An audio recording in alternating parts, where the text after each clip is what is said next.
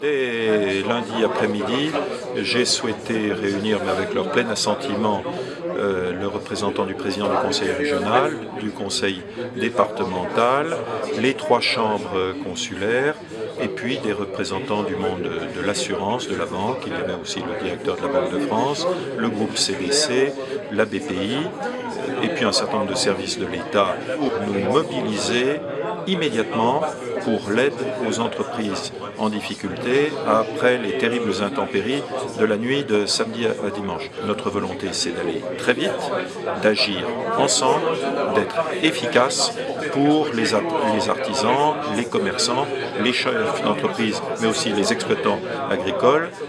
dont l'activité peut être durablement touchée, et nous voulons par tout moyen favoriser la reprise de l'activité économique. Il y a les dispositifs de l'État qui peuvent jouer, je pense notamment à l'activité partielle qui permet d'aider les entreprises qui ne peuvent plus produire pendant un certain temps. Il y a éventuellement des prêts très bonifiés, mais il y avait d'abord ce message à envoyer à des chefs d'entreprise qui ont pu être très durement touchés. L'ensemble des partenaires sont à leur service pour agir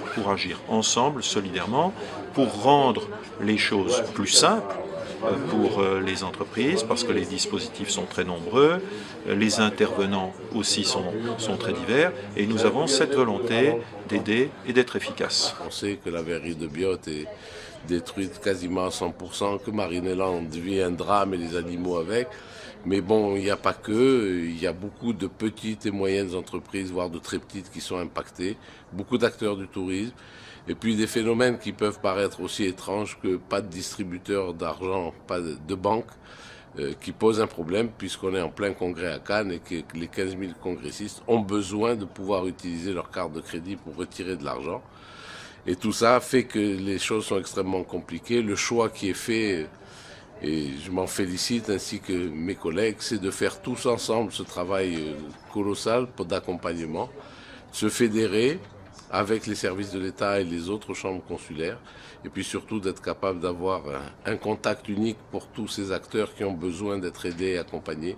pour qu'on les guide, qu'on les aide à faire leurs déclarations de sinistres, qu'on les mette en contact direct avec leurs assureurs, parce que les assureurs veulent être directement en contact pour que les choses aillent le moins mal possible. Le président de la République a annoncé que la déclaration de catastrophe naturelle serait prise dès mercredi au Conseil des ministres, donc tout ça devrait nous permettre d'aller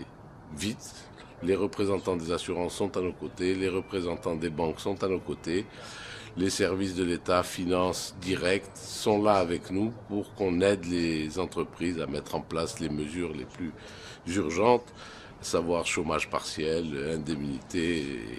et lancer les procédures pour ceux qui ont des assurances perte d'exploitation, de façon à ce qu'on puisse protéger à la fois les outils et les emplois. On va mettre en place un numéro de téléphone unique pour que, quel que soit l'acteur économique, il n'ait pas à savoir si, du fait qu'il est artisan, il doit appeler à tel endroit, que tout le monde puisse appeler ce numéro et on saura les orienter et les guider dans les meilleures conditions.